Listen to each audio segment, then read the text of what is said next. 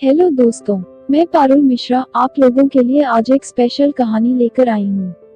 आज सुबह मैंने सोचा क्यों ना मैं एक डरावनी कहानी पर वीडियो बनाऊं। फिर क्या था, जब मैं दिन में कॉलेज से वापस आई तो मैंने एक डरावनी कहानी लिख डाली। और यकीन मानिए, जब इस कहानी पर वीडियो बनकर तैयार हुई तो मुझे यह बहुत रोमांचकारी लगी। आशा है आप लोगों को भी ये कहानी बहुत पसंद आएगी। चलो अब बिना समय गवाएं इस मजेदार और रोमांचकारी कहानी का मजा लेते हैं। उत्तर प्रदेश के सीतापुर जिले में कुंवरपुर नाम का एक कस्बा है। 30 साल पहले हम लोग इस कस्बे में रहने आए थे। मेरी मम्मी उत्तर प्रदेश के बिजली विभाग में काम करती हैं। सरकारी नौकरी होने की वजह से उनका 10-15 साल में ट्रांसफर होता रहता है। रहने के लिए हमें उस कस्बे में एक सरकारी फ्लैट मिला। नई जगह होने की वजह से हम लोगों को यहाँ के माहौल की कोई जानकारी नहीं थी। नए लोग, नई जगह होने की वजह से हम लोगों को शुरुआत में थोड़ी परेशानी हुई, मगर जल्द ही हम लोग वहाँ के लोगों से घुल मिल गए। यह कस्बा भी ज्यादा बड़ा नहीं था। बीच में यह कस्बा और चारों तरफ दूर दूर तक बस खेत थे। यह कस्बा हाईवे से करीब 2 किलोमीटर दूर था। रात में पूरा एरिया सुनसान हो जाता था। लोग भी घर के बाहर नहीं निकलते थे। गांव से बाहर खेतों के बीच में गोल्डन स्टार नाम का एक स्कूल था, जहां पर मेरी मम्मी ने मेरा दाखिला करा दिया। दिन के समय कोई परेशानी नहीं होती थी, लेकिन रात के समय चारों तरफ दूर दूर तक अंधेरा होने की वजह से डर लगता था। मैंने बचपन में भूतों की कहानी बहुत सुनी है, पर कभी अपनी आंखों से भूत को नहीं देखा। अक्सर लोग भूतों की कहानियों को केवल आनंद के लिए सुनते हैं, और जब कोई भूतों के अस्तित्व को जीवंत बताता है तो लोग उसका मजाक उड़ाते हैं। मैं भी भूतों पर विश्वास नहीं करता था। अपने स्कूल के दोस्तों से अक्सर मैं सुना करता था कि यहाँ पर कभी कभी भूत दिखाई दे जाते हैं। मैं उनकी बातों को हंसकर टाल दिया करता था।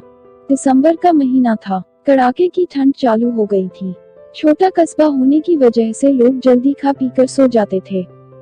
कुछ लोग रात में आग जलाकर रखते थे ताकि घर को गर्म रख सके। उस समय ना तो इंटरनेट था और ना ही एंड्रॉइड फोन।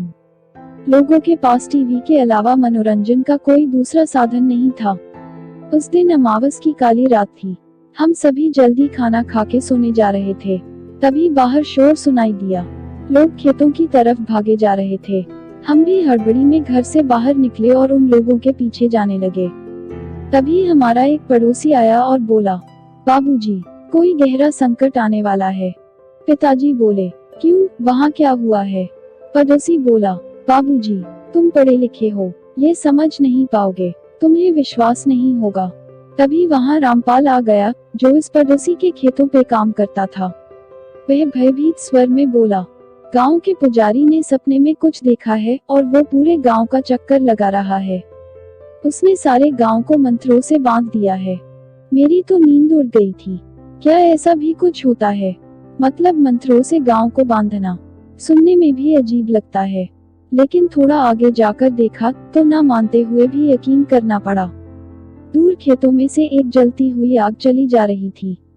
सब लोग डरे हुए थे। न जाने कल क्या होने वाला था। हम सब घर वापस लौट तो आए, पर मन में एक ही सवाल था, ऐसा क्या हुआ कि पुजारी को ऐसे करना पड़ा? जब सवेरा हुआ तो कस्बे के सभी लोग मंदिर गए। मैं भी उनके साथ साथ मंदिर की तरफ चल दिया। वहां पहुंचकर मैंने देखा कि मंदिर के दरवाजे पर पुजारी के पास लोग बैठे हैं। पुजारी से बार बार पूछे जाने पर वह एक ही बात कहे जा रहा था, स्कूल स्कूल स्कूल का क्या मतलब है? सभी के दिमाग में यही सवाल था। लोगों को लग रहा था कि पुजारी अब नहीं बचेगा। डॉक्टर को बुलाने कोई गया हुआ था, पर तब तक बहुत देर हो चुकी थी। पुजारी नहीं रहा। उसका कोई सगा उस कस्बे में नहीं था, इसलिए कोई उसको देखने आने वाला नहीं था। सब लोगों ने मिलकर उसका आखिरी संस्कार भी कर दिया। उसका क्रियाकर्म करके सब लोग वापस घर पहुंचे। तब तक शाम हो चुकी थी। सबको एक ही सवाल खाए जा रहा था कि स्कूल का क्या मतलब है, जो पुजारी बोल रहा था। ये जो पुजारी था काफी ज्ञानी था। वह लोगों की बीमारियां जड़ी बूटी से ठीक करता था। ऐसा भी सुना था कि कुछ लोगों के भूत भी इस पुजारी ने भगाए थे। इसलिए पुजारी की बात सब मन पे ले रहे थे। उसने जो किया था कस्बे के भले के लिए था। उसके पीछे चाहे जो भी रहस्य हो या फिर उसके दिमाग की कोई परिकल्पना, दिन बीतते गए और पुरानी बातें भूलकर सब अपने काम में लग गए। सर्दियां खत्म हो चुकी थीं और अब गर्मियों के दिन आ गए थे। शाम को स्कूल में प्रिंसिपल की तरफ से पार्टी थी। मेरे पिताजी भी जाने वाले थे। मैं भी ड्राइवर बनकर पिताजी के साथ गया था। पिताजी को ड्राइविंग नहीं आती थी, इसलिए वे जहां भी जाते थे मुझे अपने साथ ले जाते थे। रात बहुत हो चुकी थी। हम सब खाना खा के वहां से निकले। चलते चलते किसी ने पुजारी की बात छेड़ दी।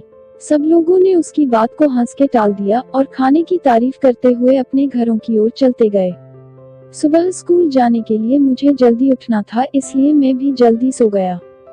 सुबह जैसे ही मेरी आंख खुली, बाहर हल्ला हो रहा था।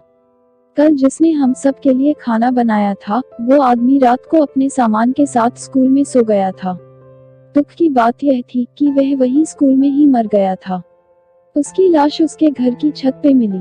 वो घर तक कैसे पहुंचा, किसी को नहीं पता था। पुलिस आई और खोजबीन करने के बाद पता चला कि वह आदमी स्कूल में ही मर चुका था। उसकी लाश उसके घर तक कैसे पहुंची, यह एक रहस्य था।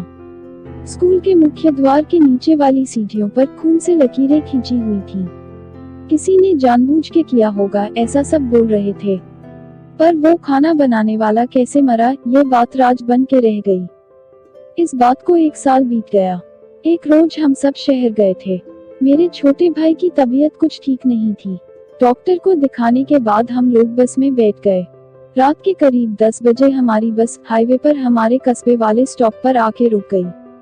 हम लोग वहां उतरकर लगभग 2 किलोमीटर पैदल जाने वाले थे। वैसे ये कोई पहली बार नहीं था, हम पहले भी यहाँ उतरकर पैदल घर तक जा चुके थे। पर आज रात बारिश हो रही थी और कस्बे में बिजली भी नहीं थी।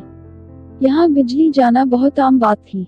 पिताजी ने छोटी टॉर्च सामने पकड़कर मुझे मेरी माँ के साथ चलने को कहा। पिताजी ने मेरे छोटे भाई का हाथ पकड़ रखा था। हम सब पिताजी के पीछे चल रहे थे। आज अमावस की काली रात थी और मुझे याद है जब पुजारी मरा था, वो भी अमावस की ही रात थी। ऐसा कहते हैं कि अमावस की रात और रात की कुछ घड़ियों का बहुत गहरा संबंध होता है। इसी में भूत पिशाच बहुत ताकतवर हो जाते हैं।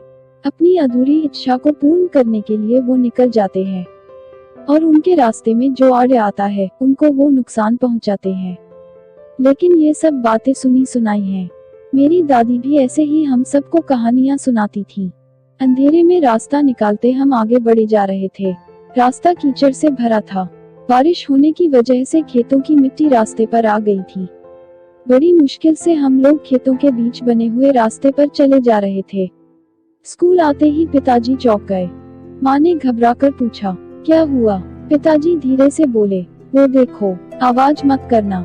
कुछ दूरी पर एक सफेद कपड़े में लिपटी हुई वो किसी की रूह लग रही थी। ऐसा लग रहा था कि वो जमीन के ऊपर तैर रहा हो। उसके पैर नहीं दिख रहे थे। जैसे ही वो हमारे पास आया, उसको देखते ही मेरे होश उड़ गए। उसका चेहरा इतना भयानक था कि मेरी सांसें अटक गईं।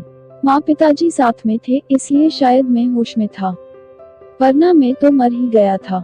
ऐसा लग रहा था कि हम सब अब मरने वाले हैं। पिताजी और माँ भगवान का नाम ले रहे थे। छोटा भाई रो रहा था और साथ में मैं भी। कुछ समझ नहीं आ रहा था। हम आगे जाने की कोशिश कर रहे थे पर जा नहीं पा रहे थे। किसी अदृश्य शक्ति ने हमको वहां बांध दिया था। हम सब चीख रहे थे पर उस अंधेरे में हमारी सुनने वाला कोई नहीं था। आगे जैसे मौत दिख रही थी। थोड़ी देर में हमारी चीख निकलना भी बंद हो गई। अचानक सब शांत हो गया था और बिजली आ गई। रास्ते की बत्तियां जल चुकी थीं। हम सब की जान में जान आई। शायद भगवान ने हमारी सुन ली थी। वो आत्मा उसी तरह हवा में तैरती हुई स्कूल की तरफ चली गई। हमने भगवान का शुक्रिया किया और वहां से घर की तरफ चल दिए। घर पहुंचते ही सारी कहानी हमने पड़ोसी को बताई। आसपास के कुछ लोग भी वहां जमा हो गए थे। शायद हमारी मौत नहीं आई थी, इसलिए हम सब बच गए थे। भूतों के बारे में कोई बताए तो सब उन पे हंसते हैं। कोई यकीन नहीं करता है। वैसा ही हाल आज हमारा था। हम सब लोगों को सारी बात सच सच बता रहे थे। हमारी बात सुनकर कोई हंस रहा था तो कोई हम सबको डरपोक कह के मन ही मन मुस्कुरा रहा था। लेकिन जो कुछ भी हमारे साथ हुआ था, हम ही जानते थे। मेरी मम्मी ने तबादले के लिए अगले ही दिन बिजली विभाग में एक एप्लीकेशन डाल दी। साल के अंत तक मेरी मम्मी का तबादला पास के शहर में हो गया। हम सब ने सामान बांधना चालू किया। मेरे सारे पुराने दोस्त मुझे अलविदा कहने आए थे। रोते हुए मैंने सबको अलविदा कहा और सामान से भरी गाड़ी उस कस्बे से निकल पड़ी। हम सब ने उस स्कूल को आखिरी बार गाड़ी से ही देखा और उस जगह को भी जहां हमारे साथ वो घटना हुई थी। हम सब ने अपनी आंखों से मौत को करीब से देखा था। वो रात हम जब भी याद करते हैं तो रोंगटे खड़े हो जाते हैं। कहानी से सीख, इंसान को किसी भी विपत्ति में घबराना नहीं चाहिए। कई बार हमारे साथ कुछ ऐसी घटनाएं हो जाती हैं जो हमारी कल्पना से परे होती हैं। हिम्मत और साहस के द्वारा हम ऐसी घटनाओं से बच सकते हैं। यह कहानी काल्पनिक है, इसका किसी भी जीवित या निर्जीव वस्तु से कोई संबंध नहीं है। इसका उद्देश्य अंधविश्वास फैलाना नहीं है। यह केवल मनोरंजन के उद्देश्य से बनाई गई है। आपको मेरी कहानी कैसी लगी? कमेंट बॉक्स में बताइए ताकि मैं आप लोगों तक अच्छी कहानियां ला सकूं। हमारे चैनल को सब्सक्राइब करना ना भूलें और साथ ही वीडियो को लाइक करें और अपने दोस्तों के साथ व्हाट्सएप, इंस्टाग्राम और फेसबुक पर शेयर करें। नई मजेदार कहानियों के नोटिफिकेशन के लिए बेल आइकॉन को जरूर दबाएं। धन्यवाद।